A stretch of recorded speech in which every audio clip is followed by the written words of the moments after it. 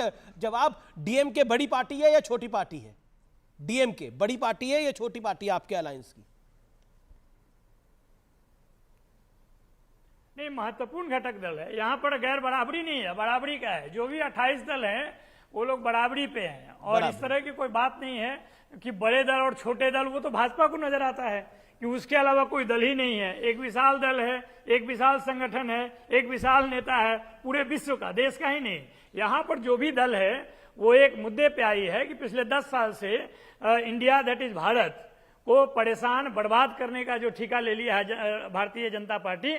जो कीचड़ में कमल खिलती थी वह आग में कमल खिलाकर पूरे देश में, चाहे मणिपुर हो चाहे मेवात हो, आप देखिएगा कि यह तमाम तरह की कोशिशें करके लोगों को भरमाया है, भड़काया है, और कम्युनलाइज करके सोसाइटी को वो पूरे देश में शासन करने का प्रयास करिए। उसके खिलाफ में जब से गठबंधन बना है, वो चाहे नेता हो, चाहे कार्यकर्ता हो, चाहे प्रवक्ता हो, सबको लगता है घमंडिया है। अरे गौरव भाटिया, घमंड के निर्माता, निर्देशक और प्रोड्यूसर तो भारतीय जनता पार्टी है।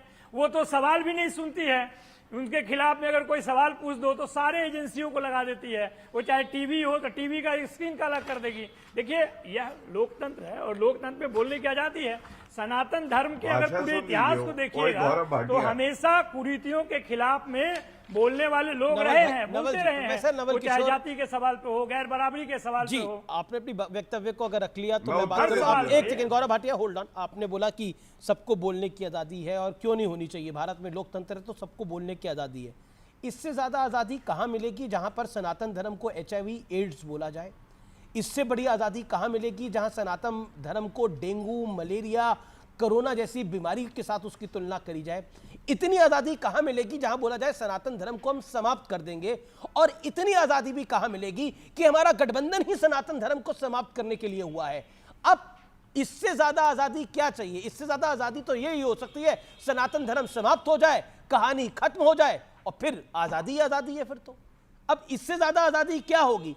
मतलब आप कहते हैं कि बोलने की आजादी होनी चाहिए। नूह हिंसा हुई, मैं मानता हूं उसके अंदर बीजेपी का दोष होगा, उनकी सरकार का दोष होगा। मैंने मनोहर लाल खट्टर से और बीजेपी से सवाल पूछे। मणिपुर हुआ, हमने गृह मंत्री अमित शाह से सवाल पूछे, देश के प्रधानमंत्री से सवाल पूछे। मैं पूछ रहा हूं, सनातन धर्म को समाप्त करने की बात आपके अलायंस का एक पार्टनर नहीं कर रहा, कई लोग सिलसिलेवार तरीके से कर रहे हैं। क्या आपको लग रहा है कि इट इज योर गेम, यही आपकी गेम है जो आपको 24 जितवाएगी? क्योंकि पॉलिटिकल पंडित कह रहे हैं कि सही दिशा में जा रहा है इंडिया का गठबंधन, क्योंकि अगर वो सनातन धर्म में जातियों में बांटने में कामयाब हो जाएगा तो बीजेपी का आना नामुमकिन हो जाएगा इस बारी। पॉलिटिकल पंडितों ने ये आर्टिकल्स लिखे हैं कई अखबारों में, कई वेबसाइट्स पे, कि जो गेम इंडिया गठबंधन खेल रहा है वो बीजेपी की समझ से अब बाहर होती जा रही है, क्योंकि वो गेम इतना बड़ा है कि उस गेम का मतलब यह है कि अगली बार इंडिया गठबंधन की 250 होगी और बीजेपी को 200 पे रुकना पड़ जाएगा, क्योंकि ये गेम खेल के आप ओबीसी और दलित को अलग कर दोगे और बाकी खेल हो जाएगा। यानी आपका एजेंडा क्लियर है, ये आपका एक पॉलिटिकल प्लान हो सकता है, लेकिन ये किसी और धर्म के साथ उतनी आजादी, जिस आजादी की सर आप बात कर रहे थे, उतनी आजादी किसी और धर्म के साथ, उतनी लिबर्टी किसी और धर्म के साथ ना कोई ले सकता है ना कोई दे सकता है। बोलिए अब आप प्रोफेसर साहब, आपको मैं बड़ा लर्नेड व्यक्ति मानता हूं अपनी पार्टी में, that is why I asked this question to you. नहीं professor Ragi, hold on, okay, make your point. देखिए अमित जी, मैं बहुत अच्छे तरीके से आपको बताना चाहता हूं कि मंडल कमीशन जब लागू होता है 1990 में, तो कमंडल की यात्रा पे कौन निकलता है? जो धर्म की बात करते हैं, ये आप कहते हैं कि जातियों का बंटवारा, ये समाज, सनातन धर्म में जो समाज है, वर्ण व्यवस्था है, वो क्या गरीबों ने बनाया है, दलितों ने बनाया है, पिछड़ों ने बनाया है? ये जो गैर बराबरी है, जातिगत गैर बराबरी, जिस पर बाबा साहब अंबेडकर का विचार है कि हिंदू धर्म या सनातन धर्म एक ऐसा धर्म है जिसमें वो एक बहुमंजिला इमारत के तरह है, 4 मंजिला इमारत के तरह है, जिसमें जो जहां जन्मा है वहीं पे मरेगा। यहाँ पे खिड़की है, दरवाजे हैं, लेकिन सीढ़ियां नहीं है। तो जो गैर बराबरी है वो तो सच्चाई है इस धर्म का। इस पर तरह तरह से सवाल उठते रहे हैं, ये आज का नहीं है, ये सदियों का संघर्ष है जो कहते आ रहा है। वो चाहे आप कबीर को देख लीजिए, पुराने समय में, चाहे अभी भी देखिएगा, तो बाबा साहब अम्बेडकर ने आप खुद एक किताब लिखा, आप जातिवाद की तरफ संघर्ष करिए, लेकिन आपका संघर्ष तो है सनातन सनातन आपके नेताओं का संघर्ष है, आपका नहीं, आपके नेताओं का संघर्ष है। वो कह रहे गठबंधन का भी संघर्ष सनातन के खिलाफ है। गौरव भाटिया, ये पॉलिटिकल खेल है और इस पॉलिटिकल खेल में उन्हें लगता है 80% 85% वोटों में जब बंटवारा हो जाएगा और 20 तो हमारा है ही, तो खेल बिगड़ जाएगा आप लोगों का। अमीश जी बस एक पॉइंट अमीश जी, एक पॉइंट बिफोर मैं अपनी बात कह लूं। अब गौरव जी से पहले एक पॉइंट मैं बोलना चाहता हूं जी। अमीश जी, मैं हाँ, बोलूं एक पॉइंट। हाँ बोल दीजिए। देखिए, भारतीय जनता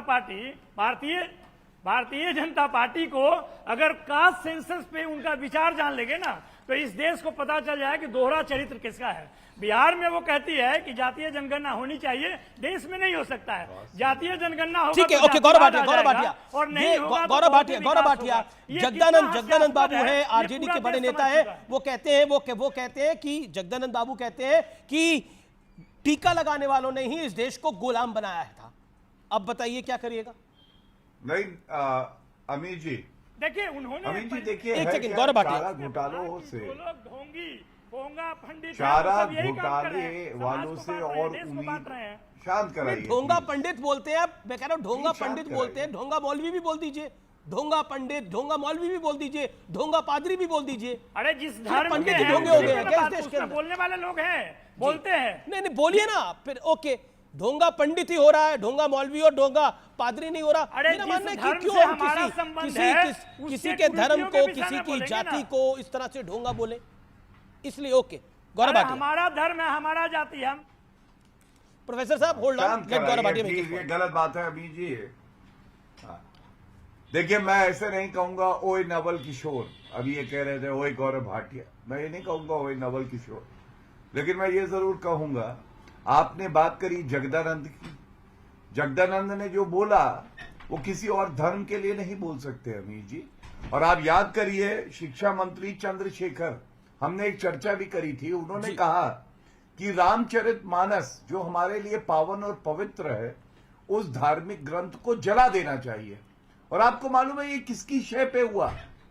जब तेजस्वी यादव से आप जैसा एक निर्भीक पत्रकार पूछा कि भाई ये बोले हैं चंद्रशेखर, तो उन्होंने कहा कौन, कब बोला, मुझे तो पता ही नहीं चला। अरे चलो, तब नहीं पता चला, अब जब बोले हैं उदय स्टालिन तब तो पता चला, जब प्रियंक खड़गे बोले तब तो पता चला, जब खड़गे जी खुद बोले, मेरे हाथ में देखिए, सनातन अगर मोदी जी जीतेंगे तो सनातन का राज हो जाएगा। सनातन से इतना डर क्यों? क्या ये बोल सकते हैं कि अगर घमंडिया आई या मुस्लिम पार्टी कांग्रेस आई तो मुसलमानों का राज हो जाएगा? और आपने बिल्कुल सही कहा, हम लोग सहिष्णु हैं, इनकी हिम्मत पड़ती है इस तरह के अनर्गल बयान देने की। हम लोग कानून में आस्था रखते हैं, वरना कन्हैया के साथ क्या हुआ था बताइए?